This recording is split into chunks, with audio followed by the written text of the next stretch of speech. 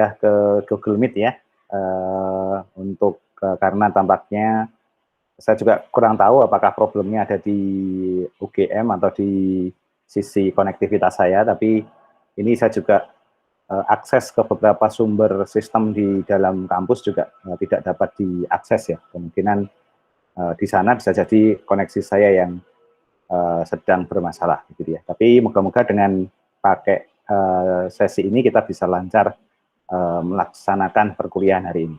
Nah, baik, seperti agenda sebelumnya, seperti rencana di minggu lalu, di mata kuliah kita ini kita akan lanjutkan materi kita yang materi kedua ini nanti akan ada 2 agenda. Jadi yang pertama kita akan coba update dulu ya materi yang kedua dengan tema big data thinking sebenarnya. Jadi bagaimana cara pandang atau cara kita melihat perspektif big data dalam dia melihat peluang penelitian dan pengembangan. Jadi ini nanti model kuliahnya kayak storytelling gitu. Ini juga menarik, storytelling itu adalah suatu cara saintifik juga untuk mendeliver suatu informasi ya. Jadi ini menarik dan nanti bisa digunakan untuk juga dalam proses penelitiannya agar runtut dan kronologis begitu, dan juga nanti menarik untuk disajikan ya. Karena nanti di bagian mendekati akhir nanti ada juga itu data storytelling. Jadi bercerita dengan data itu juga nanti mirip-mirip begitu. Nah, kemudian nanti di sesi yang kedua nanti mungkin saya akan berikan peluang rekan-rekan untuk menyampaikan presentasi singkat 3-5 menit per orang begitu mengenai spektrum atau landscape penelitian yang yang sedang dikerjakan ya di S2 PWK gitu ya. Jadi semacam itu. Nah, untuk itu agar memperlancar, jika koneksi cukup lancar di sisi rekan-rekan sekalian, silahkan masuk ke Elok dan kemudian mensubmit presentasi yang sudah disiapkan melalui submission tugas 1 ini, ya, yang berjudul identifikasi riset dengan big data. Nah, kita akan membahas ini ya. Nah, pada pagi ini agenda kita nanti lebih detail ya, membahas mengenai bagaimana kita mengidentifikasi permasalahan dengan big data, kemudian membangun pendekatan, metode dengan big data, dan kemudian melakukan analisis dan data insight in general. Jadi sebenarnya ini adalah kita ingin menunjukkan bagaimana proses big data itu dijalankan secara saintifik gitu ya. Nah, ini kemudian di sana juga sudah saya upload materi yang akan saya gunakan sebagai bahan diskusi di hari ini, ya, jadi semacam itu. Oke, baik. Nah, kita akan mulai. Nah, ini agenda kita atau poin-poin pembahasan kita. Nah, jadi kita akan mencoba melihat kenapa suatu permasalahan di suatu lingkup perkotaan atau wilayah atau isu-isu sosial, katakanlah begitu, itu membutuhkan pendekatan big data. Nah, ini nanti kita bisa bahas lebih dalam ya. Nah, jadi kita mendekati isu-isu real lah begitu. Jadi selain scientifically kuat dari sisi referensi dan pendekatan yang bisa kita kerjakan, ini juga nanti memperkuat dari sisi apa istilahnya use case atau case base yang kita temukan. Karena biasanya riset dan pengembangan itu kan selalu memiliki rumusan masalah yang merupakan poin terpenting untuk mengidentifikasi riset kita itu akan tanda kutip menyelesaikan permasalahan apa begitu ya, jadi semacam itu. Nah, kemudian kita mengidentifikasi permasalahan dengan big data begitu. Kemudian kita membangun metode yang cocok agar kemudian permasalahan ini bisa diminimalisir atau diselesaikan. Dan kemudian didukung dengan analisis big data-nya dan data insight. Nah, ceritanya begini. Jadi ini kita mulai dari suatu cerita gitu ya. Jadi bagaimana suatu pendekatan big data itu bisa dilaksanakan atau bisa digunakan dari suatu suatu bentuk atau suatu case study yang real gitu ya.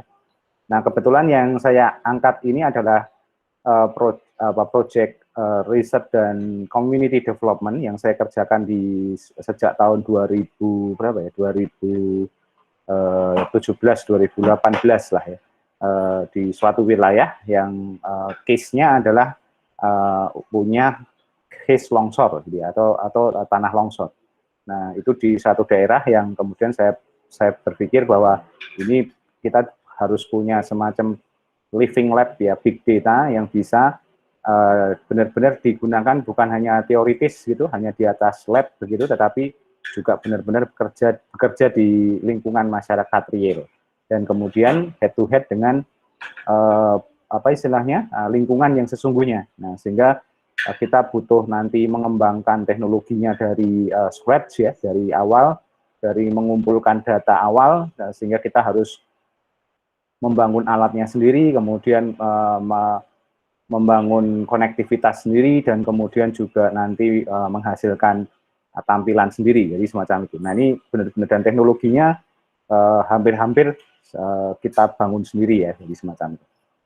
Nah, ini ilustrasinya. Jadi saya memilih satu lokasi yang waktu itu sempat kita survei beberapa kali dengan rekan-rekan mahasiswa S1 waktu itu, di daerah yang apa namanya minim informasi atau pelaporan terjadinya longsor pada waktu itu, dan jarang mendapat penanganan khusus begitu. Jadi mostly penanganannya itu diselenggarakan secara lokal ya, atau tidak mendapat perhatian di berita atau mungkin di nasional gitu ya. Jadi karena memang unik begitu. Nah, ini daerahnya ada di sekitar 2-3 jam kalau naik mobil itu 3 jam gitu ya, ke arah timurnya kota Yogyakarta, nanti ketemu daerah namanya daerah Wonogiri. Nah, ini di pinggir Waduk Gajah Mungkur. Jadi, nah ini daerahnya seperti ini, jadi pegunungan, dan kemudian meskipun itu dekat dengan kota, tapi remote ya. Remote itu dalam artian aksesibilitasnya cukup terbatas gitu. Jadi antar desa, antar kelurahan itu cukup jauh masuk begitu, dan biasanya nanti apa namanya karena kontur tanah dan kontur daerahnya itu berbukit, bergunung-gunung, sehingga sering terjadi longsor begitu ya. Nah, ini menarik perhatian karena apa namanya ada area yang menarik untuk kemudian kita coba implementasikan bagaimana bisa big data analitik itu bisa membantu masyarakat di sana untuk hidup dengan bencana. Jadi ini menjadi menarik. Meskipun secara local knowledge ya, atau knowledge wisdom-nya mereka sudah hidup dengan bencana itu sudah bertahun-tahun. Ternyata sudah sangat lama sekali. Nanti juga bagian nanti dari discovery yang kita temukan ketika melakukan penelitian dan pengembangan ini. Nah, mungkin saya bisa tunjukkan sedikit. Ini adalah masih ada nggak ya? Bentar.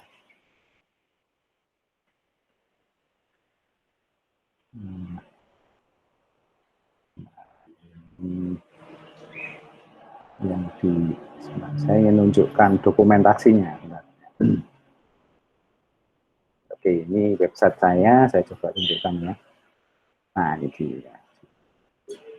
Nah, ini adalah dokumentasinya.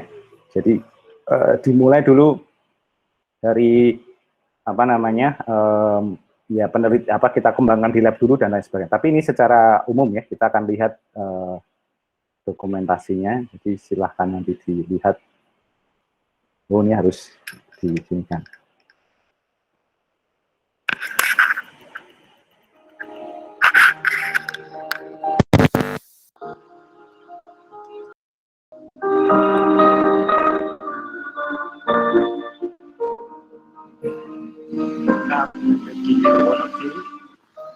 Sedang menuju lokasi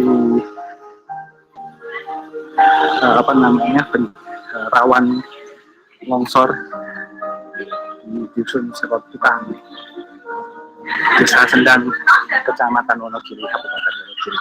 Ini sebenarnya didedikasikan untuk proyek bagaimana kita mengimplementasikan teknologi konektivitas dengan menggunakan menyebar informasi atau menyebar konektivitas di internet kepada masyarakat di daerah rawan bencana.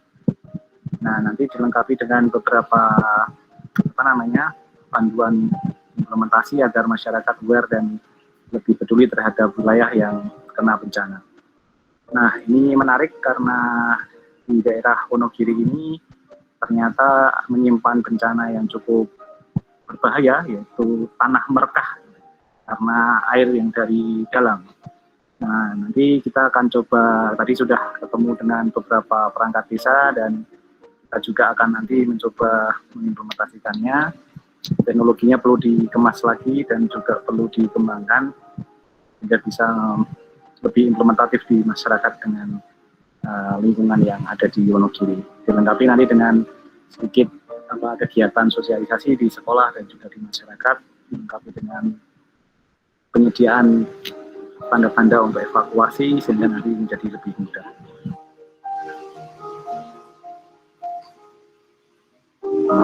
Dari desa atau dari masyarakat berusaha memang tidak lakukan misalnya di kami nanti hal yang kami buat nanti ada 2 tipe sebenarnya. Yang pertama itu nanti pakai balu, jadi memang tidak dimasukkan, jadi tidak di tanahnya tapi di balu udaranya, sehingga nanti untuk memasangnya maka harus persiapan dari Jogja lagi sehingga nanti saya ambil sini untuk memastikan lokasi dulu. Kalau dari itu teman-teman sampai nanti kami akan coba koordinasi di sini.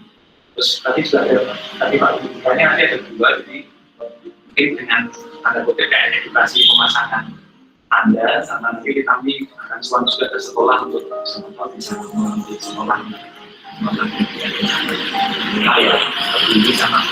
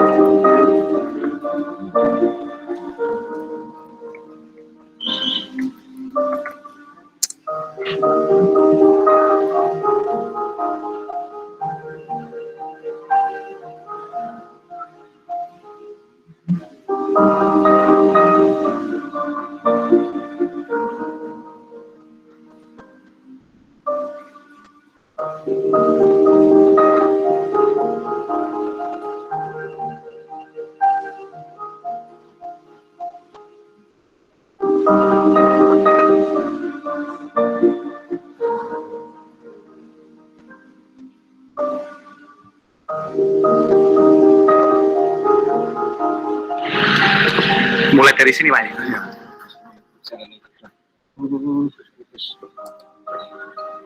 Boten nafret, boten anu Bu, boten ajrih Bu, nawi Jawa. Boten. Kene wis sing menjuluk kae ngendi? Niki. Oh, pun dianu nggih, toto. Apa niki? Kira kumpul ngeten kan. Kirain ngoten. Segitiga. Oh, Tinggi apa Pak? Apa? Nih. Enggak, gas tinggi. Masih.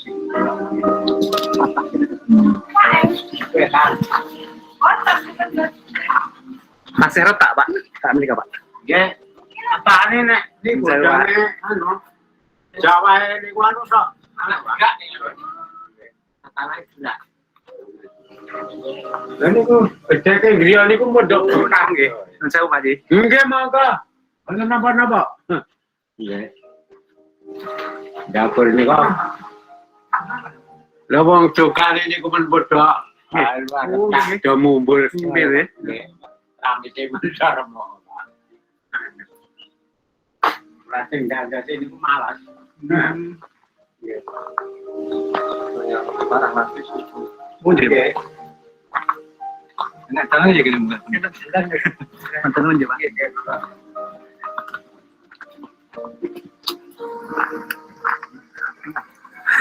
Saya paling suka biasanya. Dia serasa pulang ke rumah.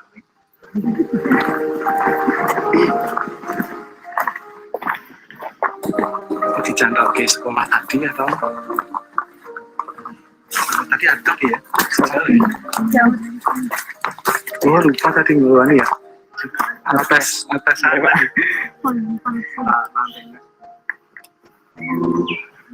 Nggih.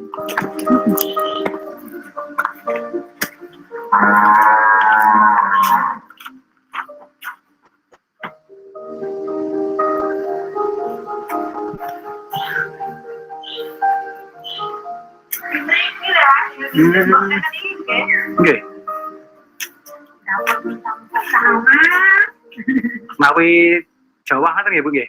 Nggih. Lah niku pun pedhot niku sambungan. Oh nggih. Nah niku kan bukine bikin dapur. Oh ya Allah.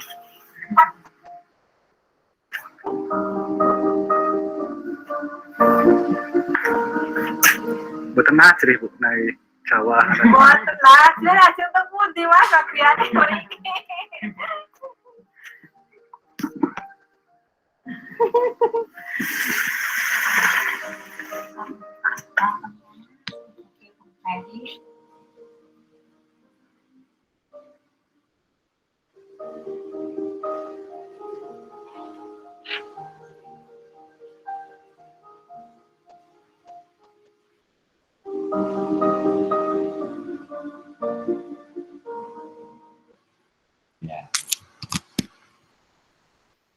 Nah, itu kira-kira ilustrasi dari dan rekaman ya, dokumentasi dari situasi di lapangan. Jadi di tahun 2007 kita fokus ke apa namanya kemarin ya, mendeteksi dan mengidentifikasi permasalahan yang terlihat gitu ya. Jadi waktu itu kita belum menyebut itu akan terjadi longsor atau yang lainnya, tetapi lebih pada gejala tanah yang retak cukup besar begitu di beberapa tempat ketika terjadi hujan atau situasi yang lain. Jadi semacam itu.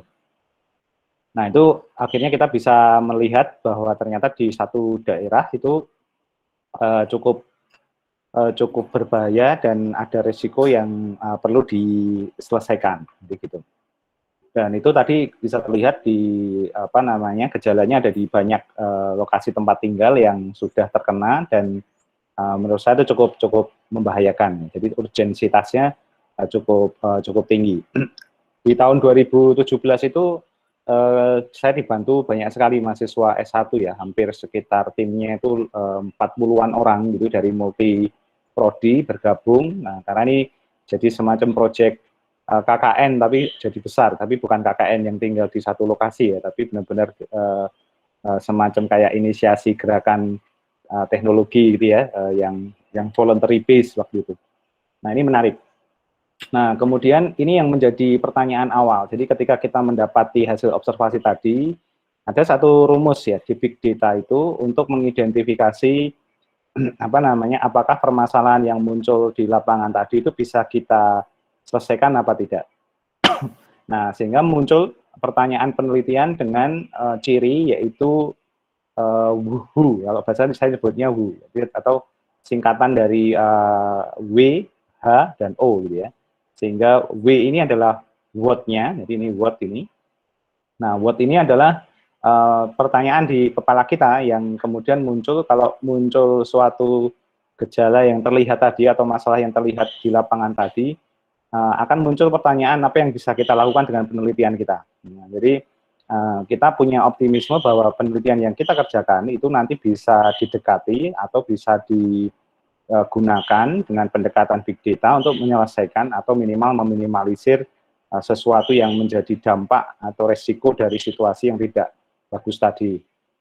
Nah, muncul pertanyaan karena ini areanya di area kebencanaan, maka muncul apakah kita mau mitigasi? Ya, mitigasi ini pencegahan awal ya, atau semacam early warning sistemnya begitu, atau kita fokus ke menanggulangi dampak dalam artian kita mungkin tidak bisa memprediksi apa yang akan terjadi, tapi mungkin kita bisa meminimalisir apa yang mungkin muncul setelah terjadinya kejadian ya.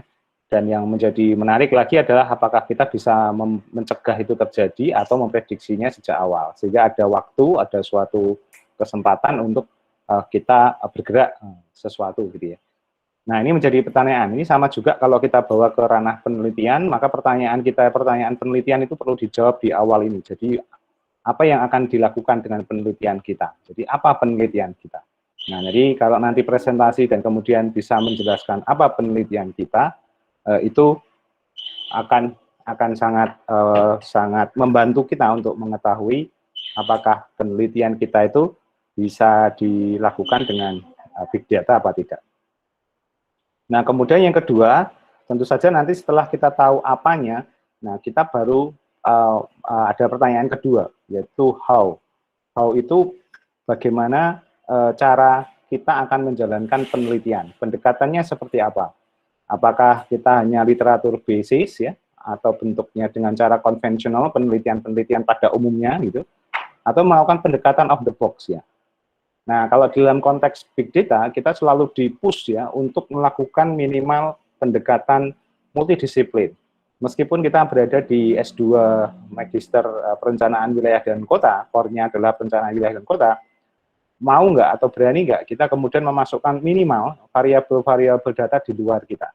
Nah, ini butuh kerelaan, butuh keikhlasan, butuh open-minded gitu ya. Jadi kalau saya bilang ya, penelitian-penelitian big data ini tidak bisa dikerjakan oleh orang-orang yang terlalu kaku atau saklek di bidang ilmunya. Ini harus mau bergerak atau istilahnya itu melibatkan orang lain, melibatkan disiplin ilmu yang lain. Gitu. Karena kita butuh itu. Contoh tadi, nanti saya tunjukkan ya bagaimana itu muncul, bahwa itu real gitu ya. Dan kemudian yang terakhir adalah objektifnya atau tujuannya. Apa yang akan dituju dari penelitian ini? Gitu. Nah, ini menjadi menarik, dan ini sebenarnya tidak bisa kita jawab ya, terutama yang how dan objektif ini. Ini tidak bisa kita jawab di depan. Tapi ketika kita bicara proposal penelitian, biasanya yang bisa kita jawab hanya di word-nya saja. Tapi ini, how dan objektif itu akan firm, akan fix setelah penelitian itu selesai. Nah, ini menariknya di situ.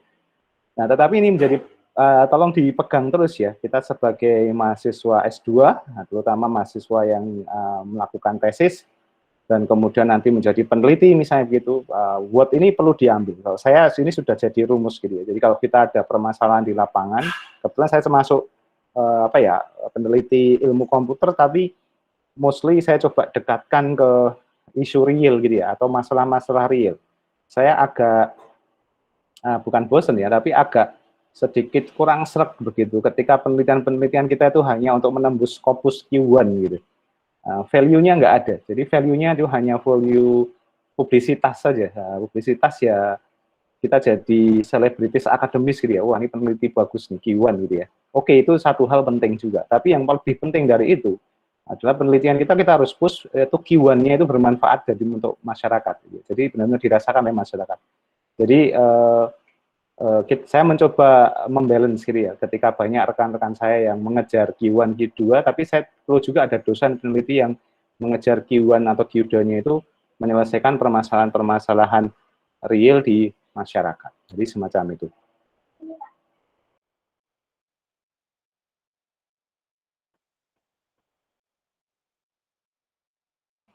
Nah, ini menarik, jadi gitu. Nah, ini perlu kita ketahui bersama bahwa ini ya semacam pilihan ya, pilihan. Saya tidak bisa mengarahkan teman-teman harus lari kemana, tetapi nanti akan menemukan pace-nya sendiri, atau kalau bahasa hobi ya passion-nya, tapi kalau bahasa saya panggilan hatinya di mana, begitu ya. Jadi ini akan menjadi menarik gitu. Jadi kebetulan saya sangat dari 2017 begitu ya, begitu lulus S3 waktu itu, saya langsung pengen banget gitu ya, lari ke area-area itu, jadi mencari problematik real dan kemudian melakukan pendekatan dengan bidang ilmu saya begitu. Jadi ini salah satu yang harus kita pegang gitu ya. Nah, ada yang menarik begitu, dalam cara pandang kita melakukan penelitian di big data.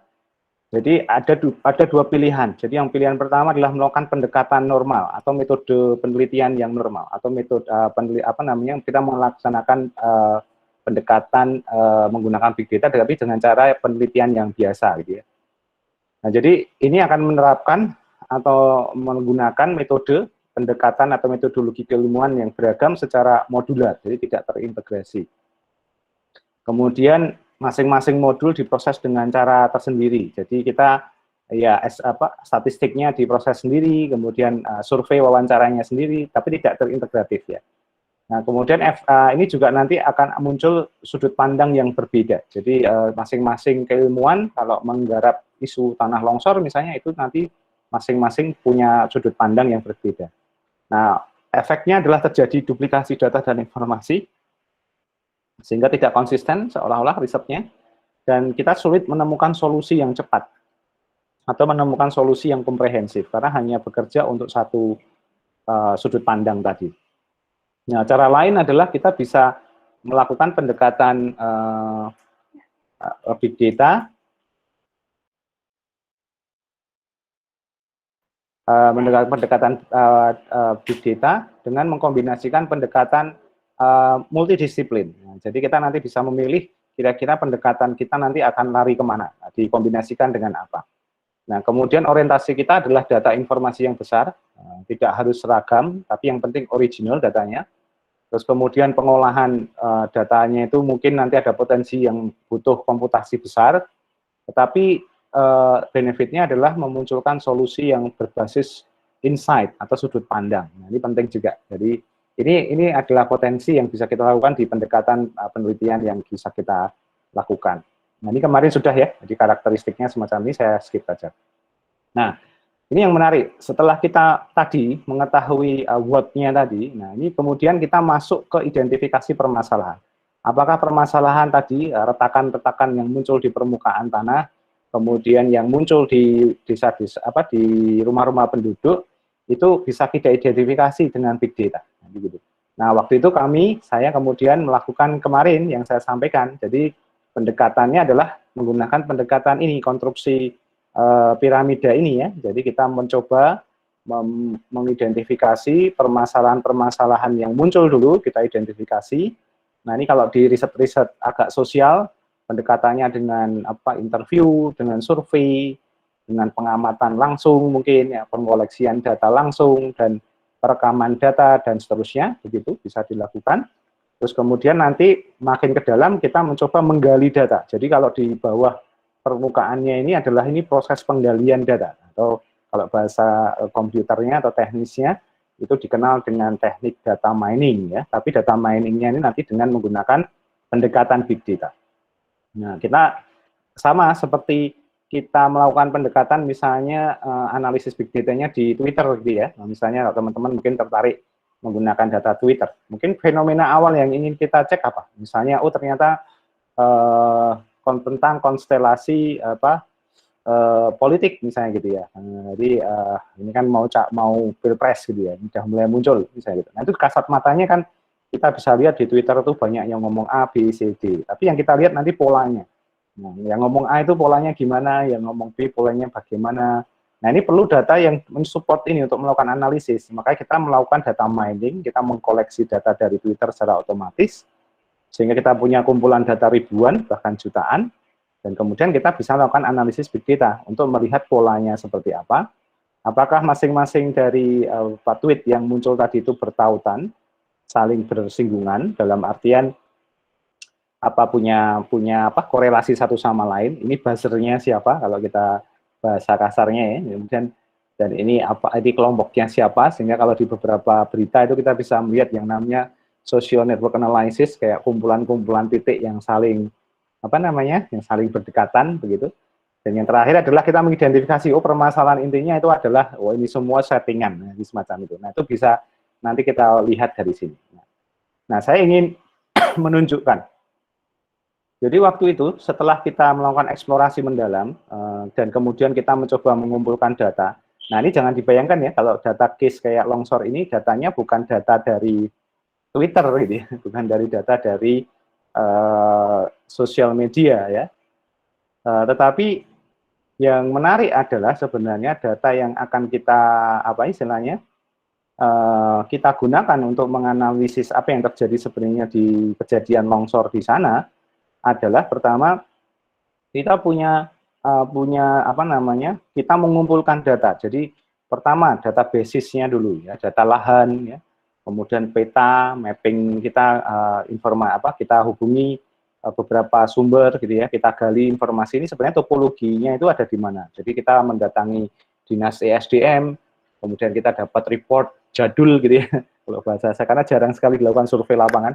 Jadi report jadul kita dapat data tahun 68, kalau tidak salah waktu itu 79, kemudian yang terbaru tahun 2001 begitu. Dan itu pun hanya sepotong-sepotong begitu.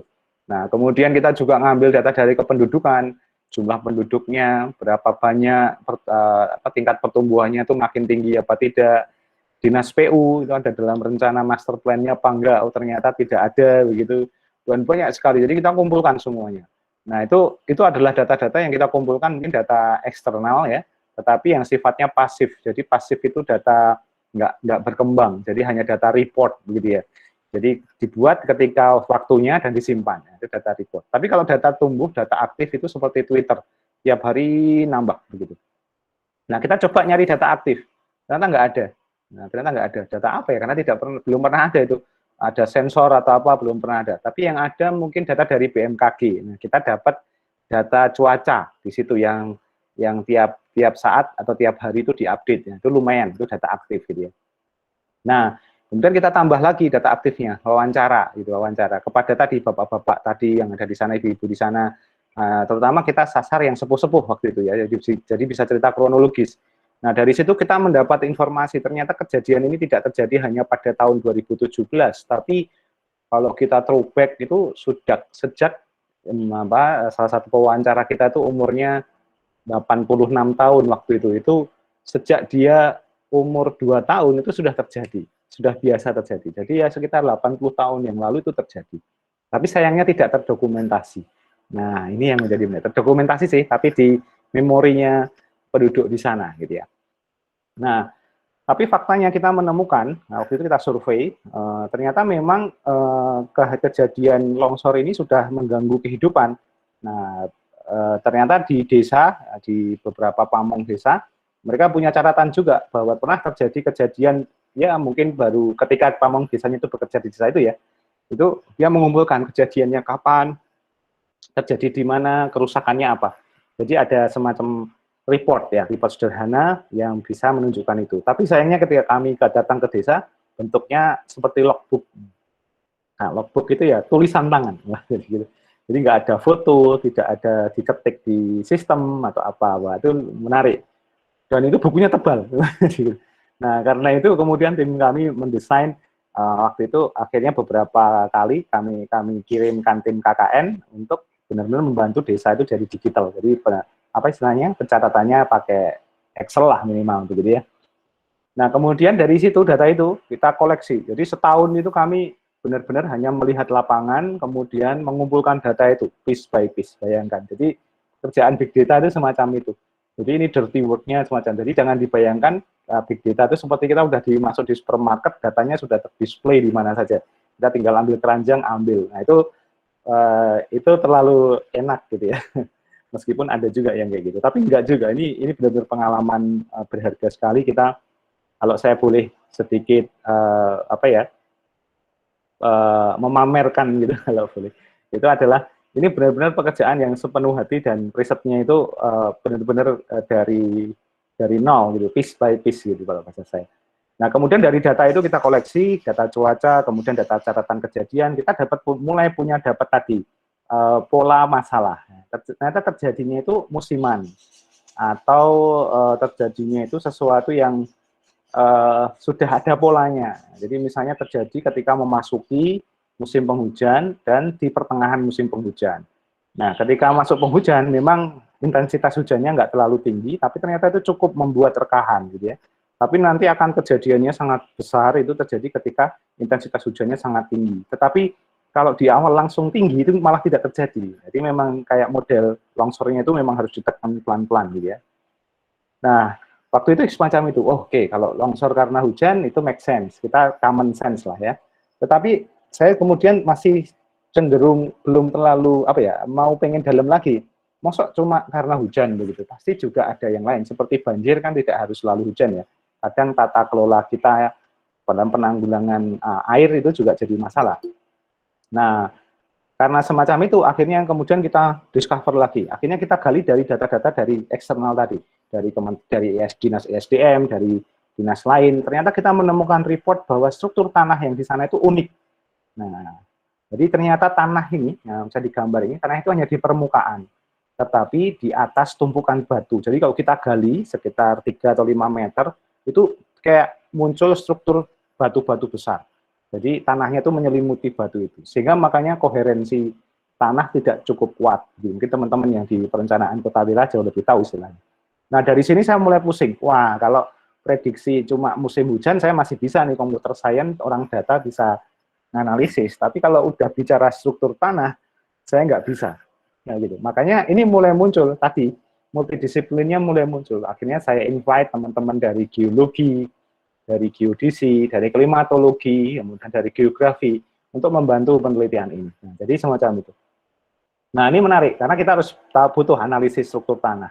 Lokasi struktur tanah ini sama apa enggak dengan titik hotspot di sana, misalnya begitu. Nah itu untuk menentukan nanti tipe resiko dari bencana longsornya. Dan ternyata dari situ juga kita mendapati informasi dan menggali informasi, ternyata secara geologis ya daerah di Wonogiri itu punya jalur retakan purba yang sangat besar.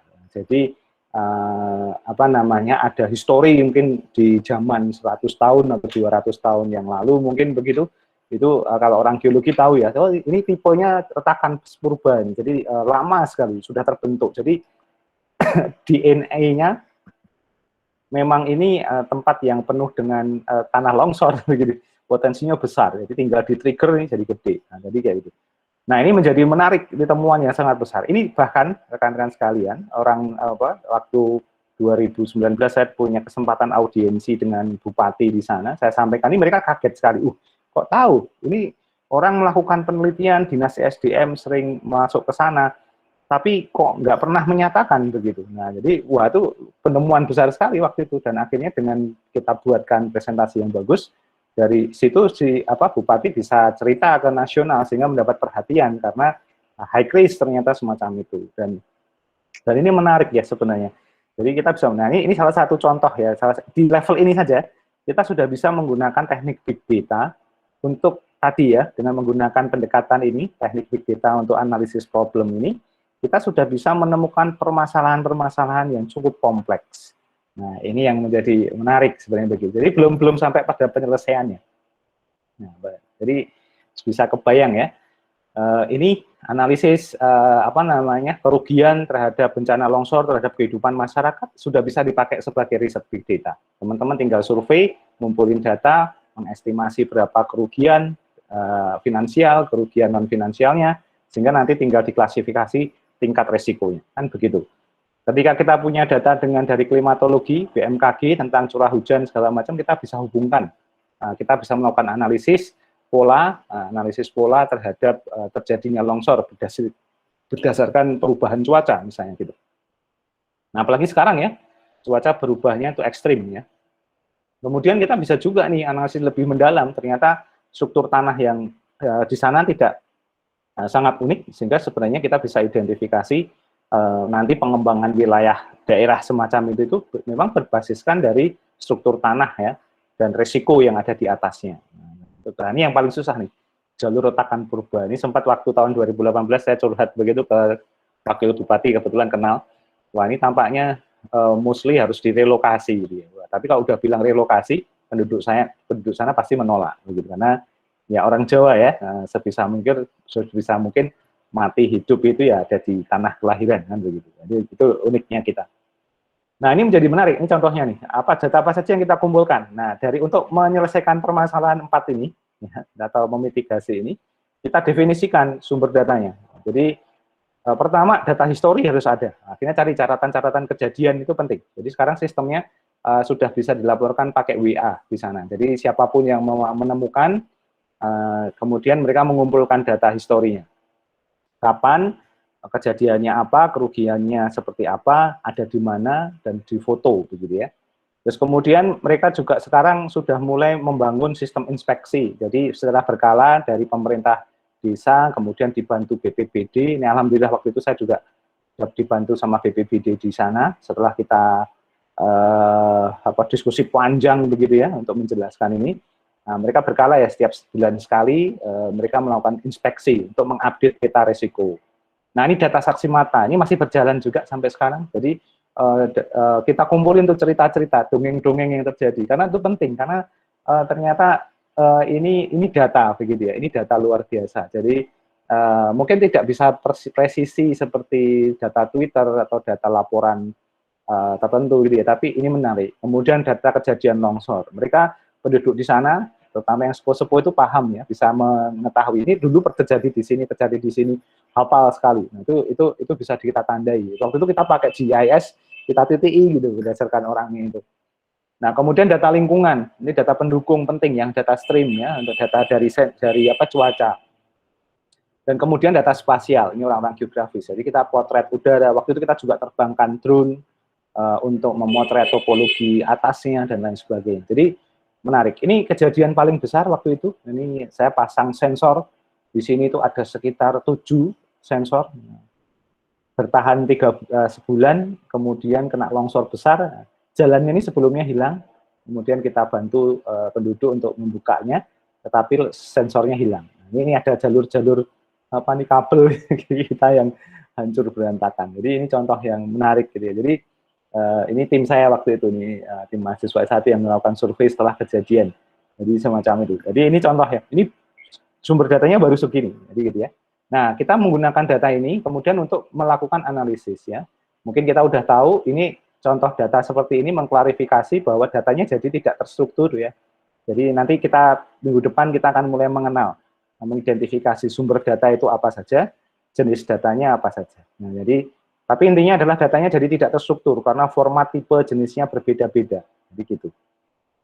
Kemudian sumbernya juga macam-macam tadi ya, sumbernya dari orang, dari data yang ada di instansi, ada data dari klimatologi, BMKG, kemudian dari sistem observasi geografis, kita kumpulkan sendiri di lapangan, dan lain sebagainya. Jadi itu, jadi jangan sampai, ini juga untuk memberikan pencerahan ke teman-teman, kalau kita bicara big data itu jangan hanya terjebak, misalnya kita mengambil data dari sosial media semata. Nah, seringkali saya, kalau diskusi-diskusi itu, orang sudah mengklaim melakukan penelitian big data, tapi baru sebatas mengumpulkan data dari Twitter, gitu ya. Jadi, ini tidak seperti itu begitu ya. Jadi ini yang menjadi, apalagi nanti teman-teman di Magister Perencanaan Wilayah dan Kota itu jauh lebih besar daripada itu. Datanya nanti berbagai sumber dan berbagai macam bentuk. Nah, dengan data yang dari tidak terstruktur, multi sumber, bentuknya macam-macam, sumbernya juga dari data internal yang kita peroleh sendiri dan data dari eksternal yang kita peroleh dari instansi atau pihak lain, tentu saja untuk mengolahnya tidak bisa dengan satu cara. Ibarat saya mau masak gitu ya, itu apa namanya, reality show MasterChef gitu ya, yang kemarin sayangnya Lord Adi tidak bisa masuk final gitu ya. Ini bahannya macam-macam, otomatis kita tidak bisa mengolah bahan itu hanya dengan satu peralatan, tapi kita butuh banyak peralatan ya untuk mengolahnya. Nah, ini perlu dipahami juga oleh teman-teman. Nah, kemudian bagaimana proses pendekatan big data-nya ya? Proses pendekatan ini adalah kita bisa melakukan dengan berbagai cara ya. Jadi ada dua sebenarnya. Jadi pilihan kita menggunakan big data. Big data sebagai metode penelitian atau big data sebagai pengolah data penelitian. Nah, kalau pengolah data penelitian ya ini ibaratnya kita ganti mesin aja. Yang dulunya pakai SPSS jadi aplikasi big data ya. Jadi metode penelitiannya itu riset pada umumnya sama seperti penelitian-penelitian sebelumnya. Tapi datanya size-nya lebih besar daripada normalnya, dan kemudian kita hanya menggunakan sebagai pengolah, mesin pengolah, ya, SPSS-nya, atau Excel-nya, spreadsheet-nya. Tapi kalau metode penelitian lain, metode penelitian ini kita menggunakan benar-benar purely pendekatan big data. Jadi tadi multidisiplin, mencari rumusan masalah tidak hanya satu rumusan masalah, tetapi juga masuk ke dalam deep problem. Ya.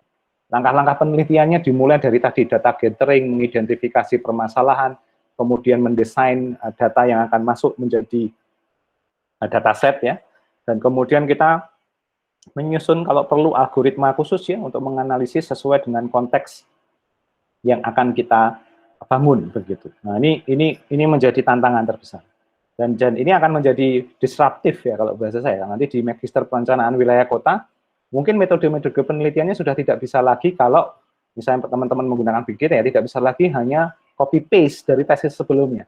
Pendekatannya harus sangat unik. Ini kalau bimbingan tesis sama saya, terutama dengan tesis ya, apalagi S3. Kalau tesis, itu saya langsung challenge begitu. Jadi coba kamu cari 3 atau 5 tesis yang ada, usahakan mendesain penelitian tidak mirip dengan mereka. Metodenya ya, metodenya. Nah, karena itu nanti biasanya kita itu kayak tesis itu atau mungkin deskripsi lebih condongnya ya, itu lebih seperti kayak copy paste, tapi datanya diganti, skenario-nya diganti, tapi esensinya sama. Jadi kayak gitu. Tapi kalau S1 oke lah ya, tapi kalau S2 harus berbeda, begitu harus berbeda, dan ini yang harus dilakukan. Jadi pendekatannya di sini.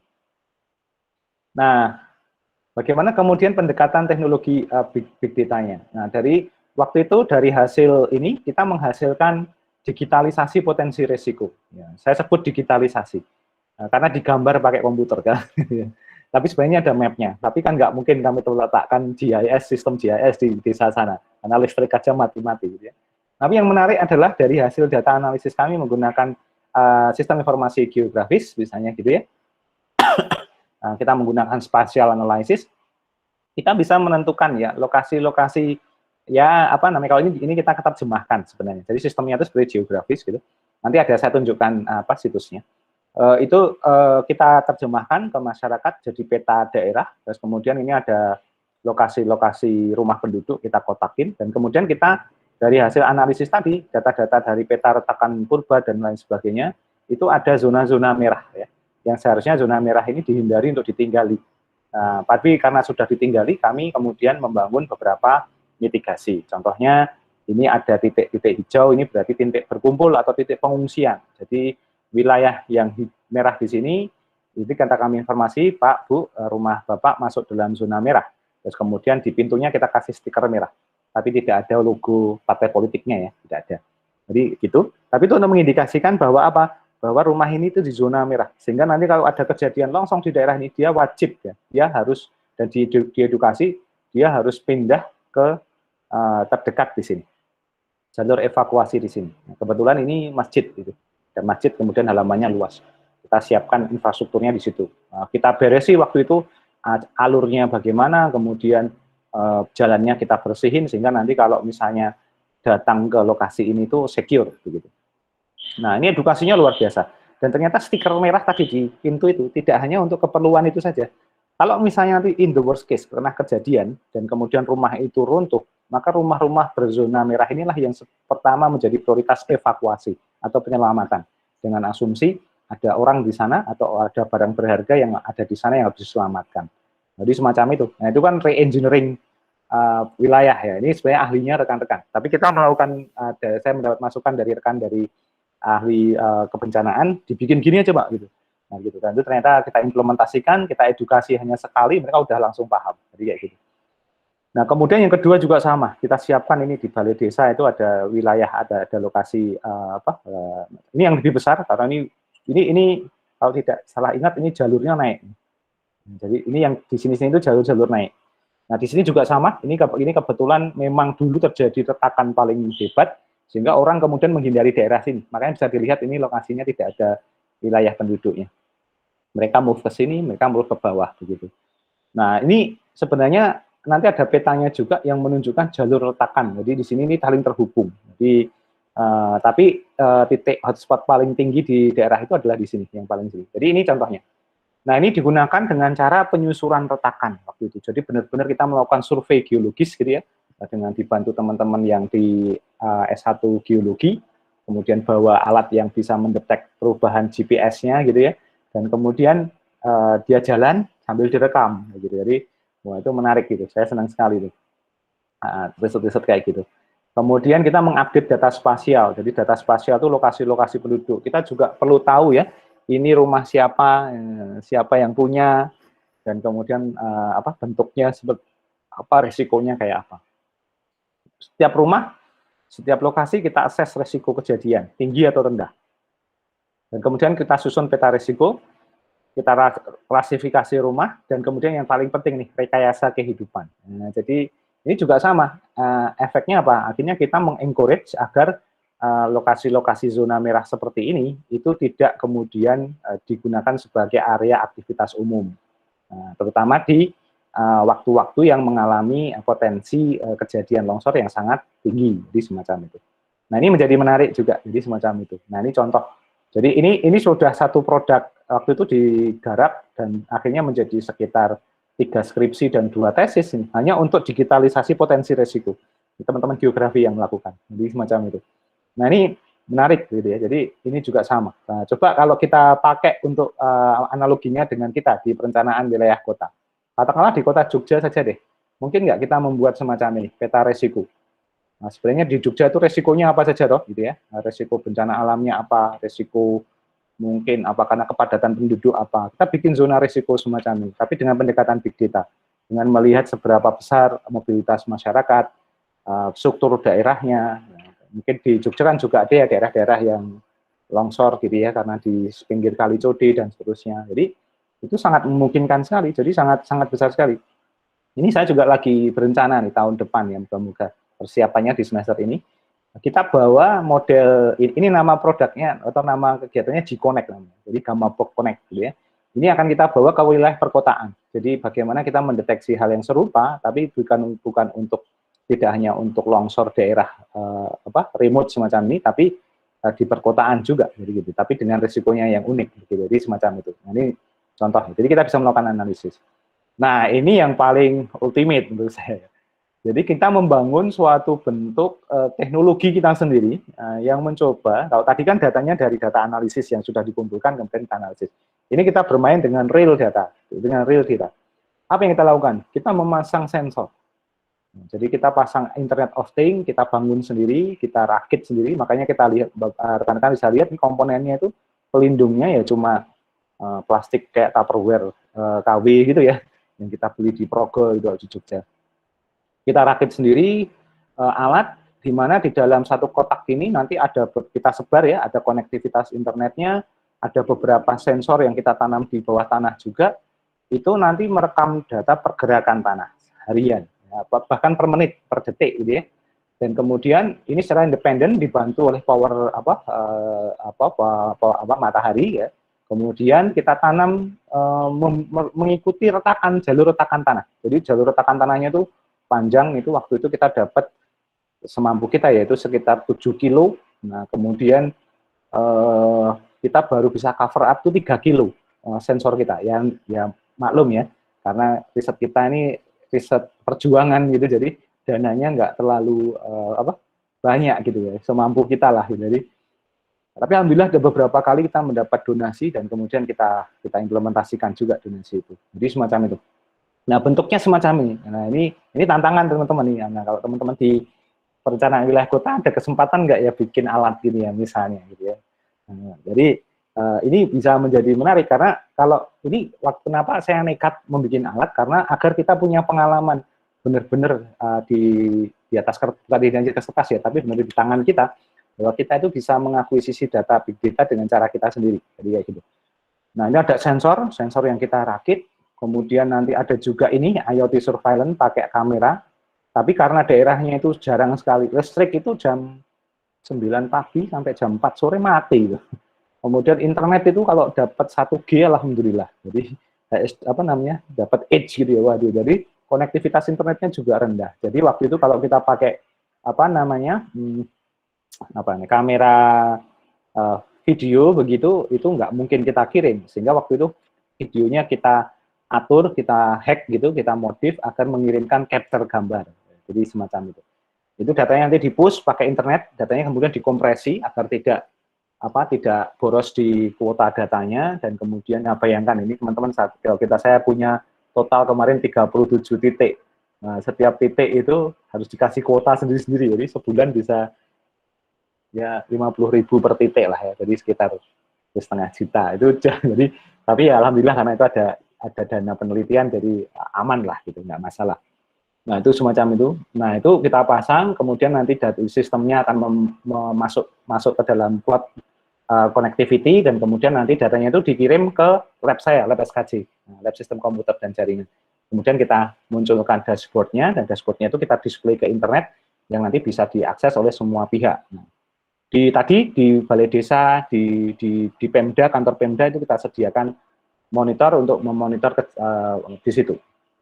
Nah, itu contohnya. Ini tim saya waktu itu, mereka semua sudah lulus, ini mahasiswa S2 semua. Nah, ini ya risetnya ke lapangan. Tapi saya senang gitu ya, meskipun badan jadi gatel-gatel, kemudian jadi hitam gitu ya, dengan senang hati gitu ya. Jadi karena ini alasan yang baik untuk melarikan diri dari kampus ya sebenarnya, tidak ngajar gitu kan, enak. Ngajarnya dari daerah gitu, kan asik sekali itu. Nah, gitu.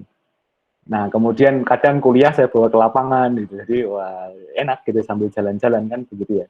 Ini sayangnya pandemi ya, dari waktu itu kita pengen 2020 itu mulai lagi mobilisasi agak panjang, karena ini dengan kejadian di Wonogiri ini, kami sempat diminta untuk implementasi juga di Pacitan, Cilacap, Banjarnegara, Dieng, wah banyak sekali, tapi ya belum mampu ya kita untuk mengcover itu semua. Nah, kemudian dari situ data bisa terkumpul, akhirnya kita bisa menghasilkan data insight. Apa yang bisa kita hasilkan? Nah, akhirnya kita bisa melakukan analisis macam-macam. Yang pertama, analisis real time, ya, atau dashboard information. Kita bisa memunculkan gambar-gambar dari kamera, kita capture, kita tampilkan di sini. Semoga tampil ya. Nah, sebentar, saya cek dulu.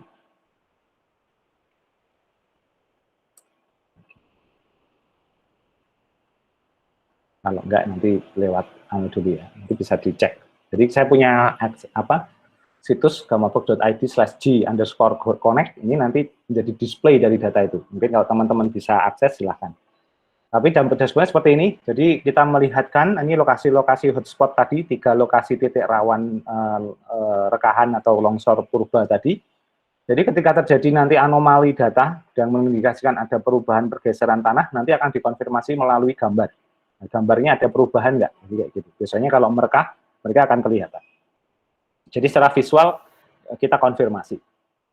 Nah, kemudian ini menarik, kita bisa mendisplay data collection multidimensi ya, dari semua sensor ya, dari setiap hari, setiap tanggal, dan setiap waktu. Nah, ini ada sensor yang bermain setiap 1 menit baru mengirimkan data, ada yang setiap 3 menit, tergantung kualitas koneksi, sebenarnya begitu.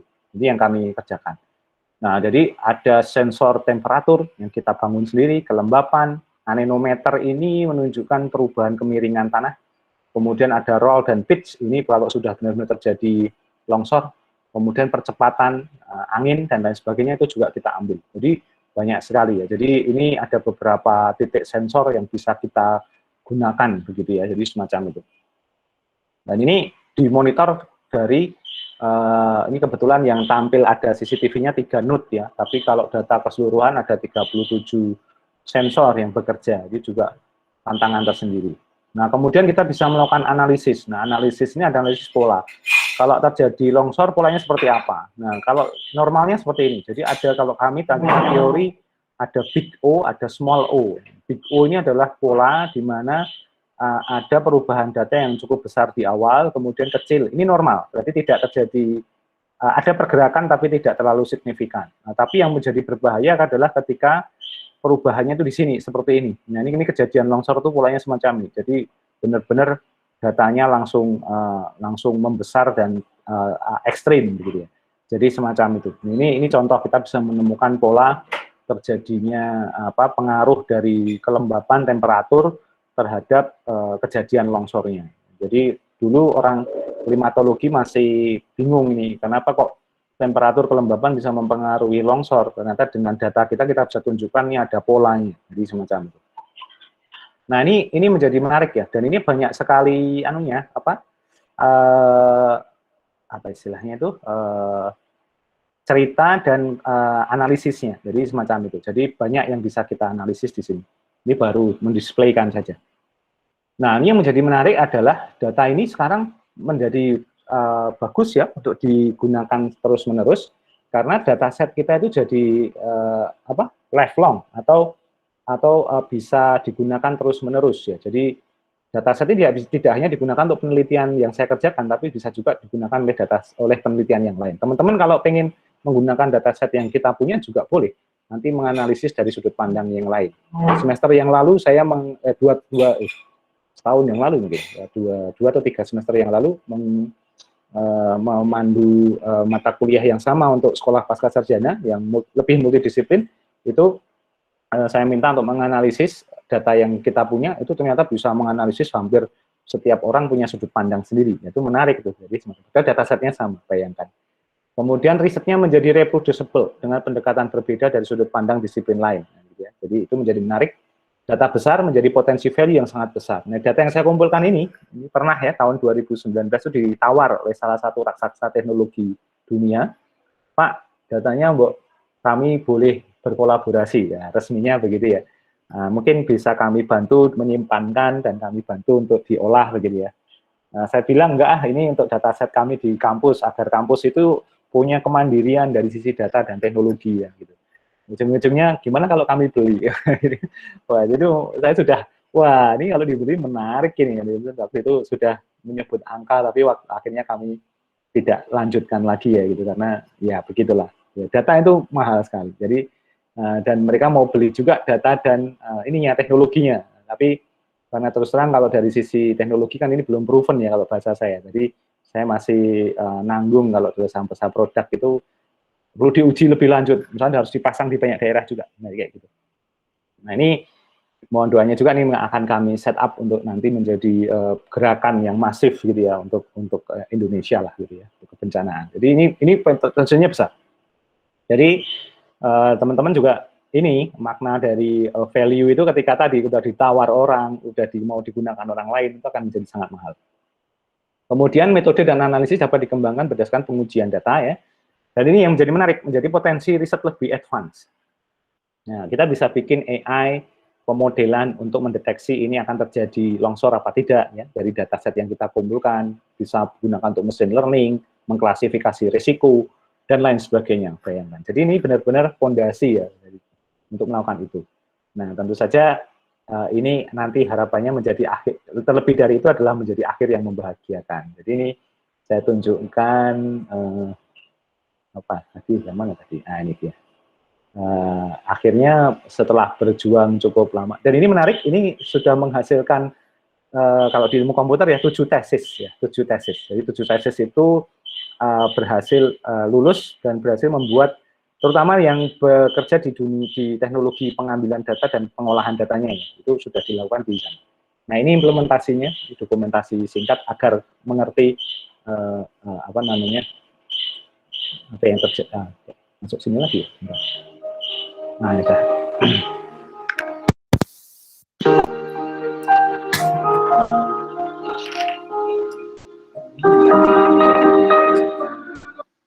Saya carikan di YouTube aja.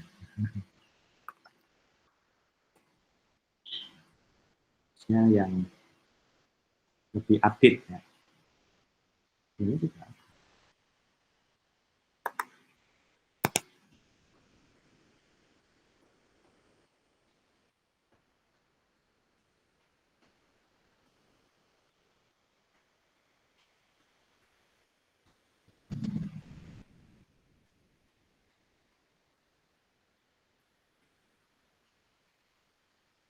Nah ini dia. Sorry, ini di YouTube saya yang lama. Saya nggak pakai. Nah.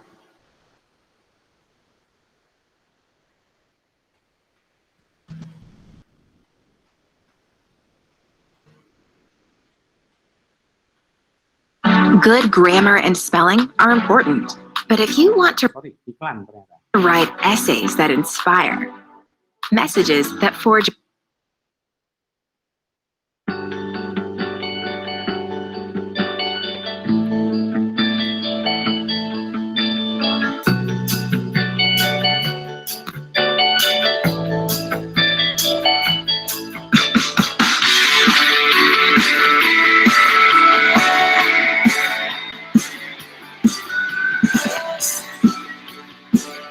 Sebaiknya kita mulai kegiatan hari ini dan sama-sama kita berdoa berharap semoga acara ya, satu hari ini kita lancar, jika ada sesuatu apa, terus teman-teman juga nanti semangat dan juga istilahnya bergembira. Kemudian nanti bisa mendatangkan kebaikan buat kita dan manfaat untuk semuanya. Berdoa, saya persilakan.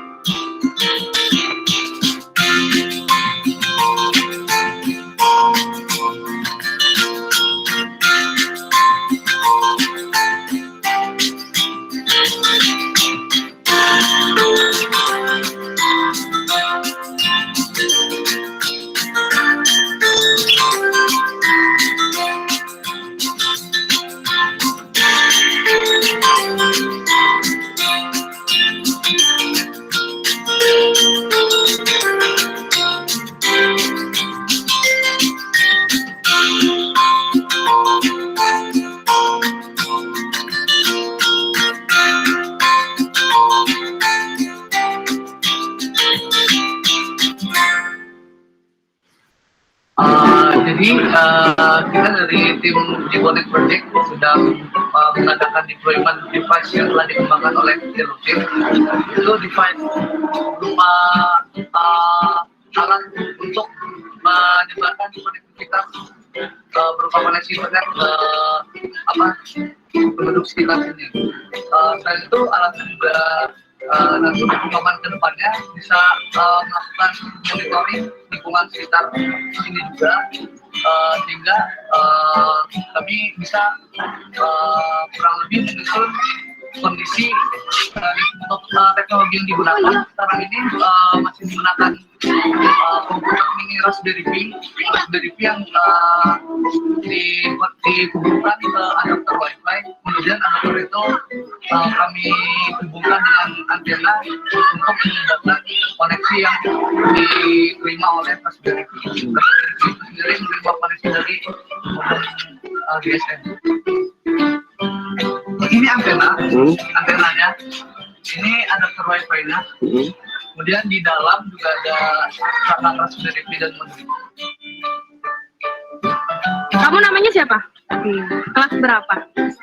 Kelas 3. Di sekolah kakak-kakaknya ngajarin tentang apa? Tanah bergerak. Ya apa? Longsor. Tanah longsor apa tanah geser? Tanah geser. Coba ceritain dong tanah geser tuh kayak gimana? Ya, oke.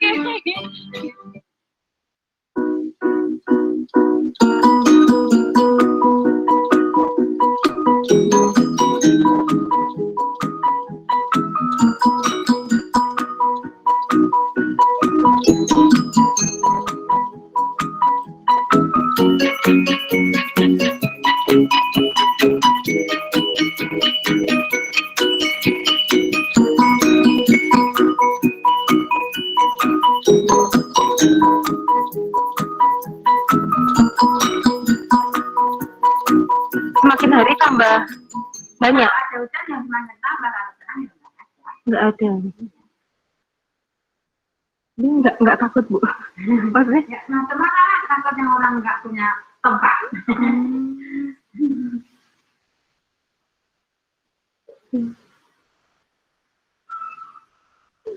Berarti udah kayak biasa aja gitu ya, Bu? Ngadepinya, maksudnya Yang punya tempat ya pindah ke sana, tapi yang punya ya udah macam-macam.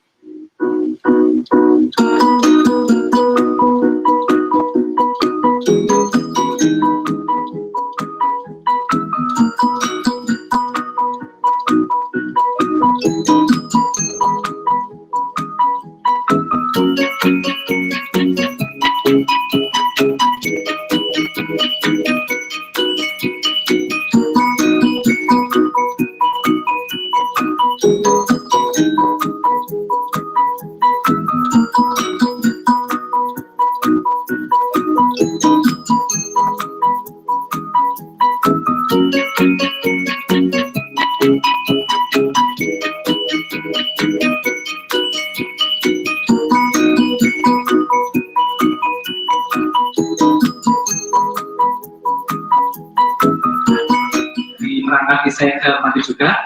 Nah, izinkan saya untuk menjelaskan satu persatu kegiatan kami hari ini apa dan bagaimana mungkin alat atau alat bantu yang kami bawa ini bisa dimanfaatkan oleh Bapak Ibu semua.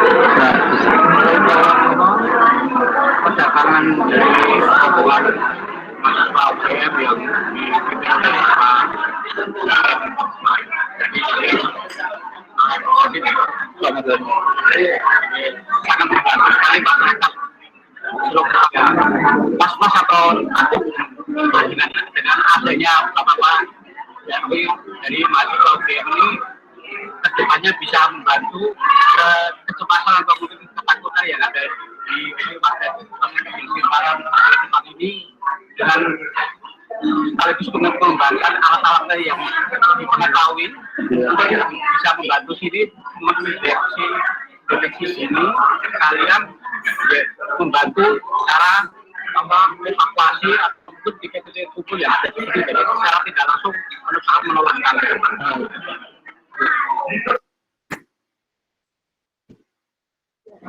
Ya, dengan adanya program ini dari UGM juga yang dipakai oleh Pak Ahmad Dhani, itu adalah baik sekali sehingga masyarakat ini itu bisa mendeteksi dengan adanya suatu bencana, sehingga sudah diberi pelajaran baik itu cara-cara teknis apa yang perlu dibawa saat bencana, juga ada alat yang dipasang di lokasi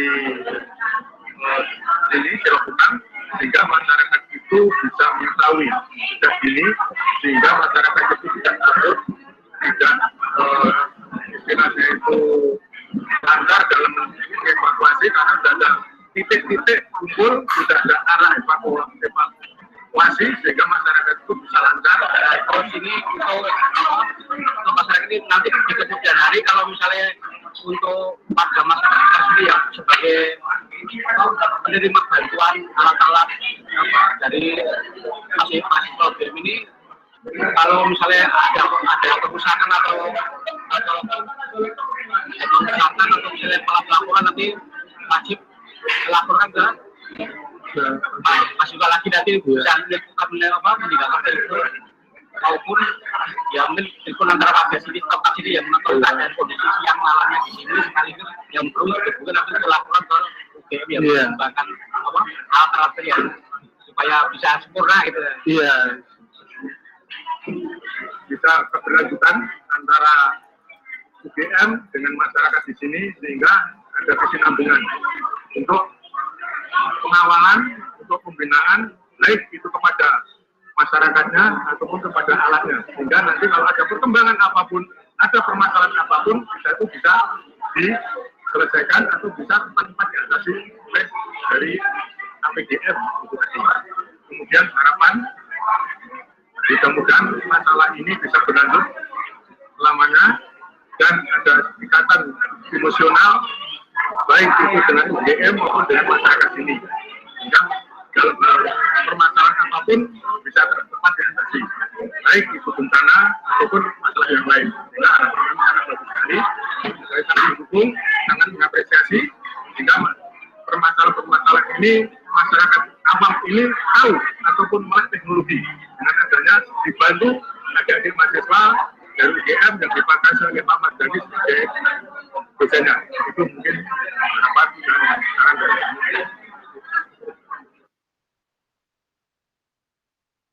Halo, saya Ahmad Dhani. Selamat datang di G-Connect Project. Jadi alhamdulillah kita hari ini sudah menyelesaikan kegiatan rangkaian kegiatan dari G-Connect, implementasi konektivitas untuk daerah rawan bencana.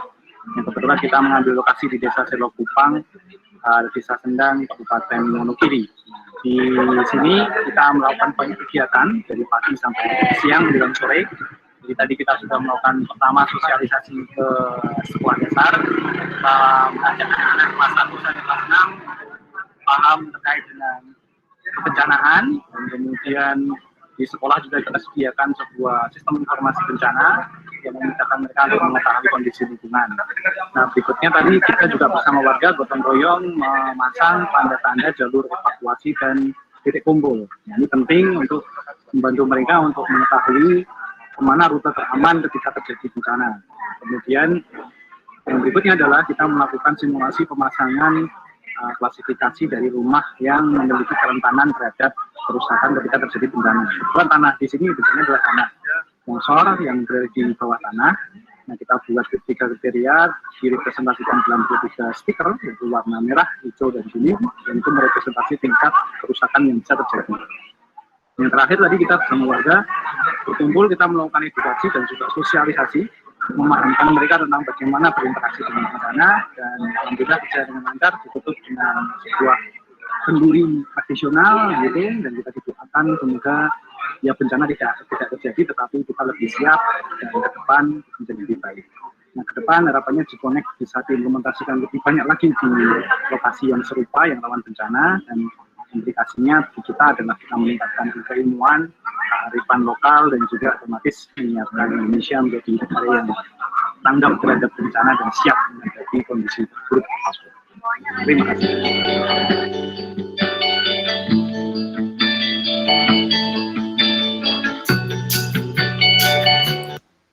Nah, kira-kira itu ilustrasinya. Jadi moga-moga tersentuh begitu. Oke, kemudian berikutnya apa namanya? Mungkin ada pertanyaan sebelum kita melanjutkan ke yang lain terkait dengan hal ini, terkait dengan apa pengalaman big data ini. Silakan. Kalau ada pertanyaan, saya persilakan.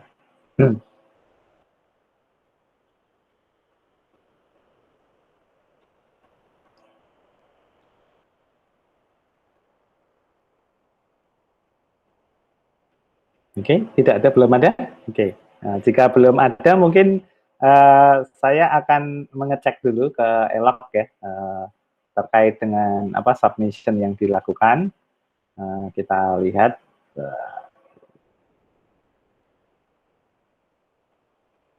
Oke, baru 4 yang memasukkan, yang lainnya belum. Oke. Oke, saya mohon kerelaannya untuk bisa share screen nanti dan juga mempresentasikan. Saya akan menggunakan yang sudah hadir di sini atau sudah submit ya. Mungkin saya berikan kesempatan Mas Nikolaus Fristo Atmaja, mungkin kalau boleh. Iya. Ya. Mohon izin. Ya, saya presentasi sampaikan dulu. Oke, silakan Mas Niko.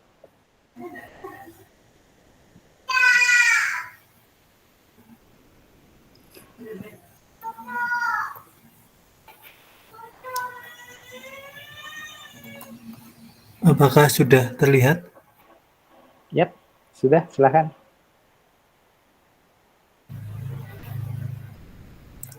Jadi untuk proposal tesis saya adalah studi kelayakan placemaking kawasan Lokananta sebagai ikon musik kota Solo. Oh, oke. Oh, orang Solo, Mas Niko. Mohon maaf. Saya Jogja, Pak. Bantul, Pak. Oh, gitu. Okay. Solo, oke. Baik, terima kasih. Silakan. Kemudian ini dilatar belakangi Lokananta sebagai studio rekaman pertama di Indonesia. Kemudian di kota Solo, Lokananta merupakan salah satu tempat wisata potensial yang belum maksimal, sehingga memerlukan placemaking. Jadi ada peningkatan kualitas kawasan tersebut, terutama sebagai ikon musik. Jadi dapat digunakan sebagai public space, kemudian tempat atraksi dan hiburan, kemudian menjadi etalase industri kreatif dan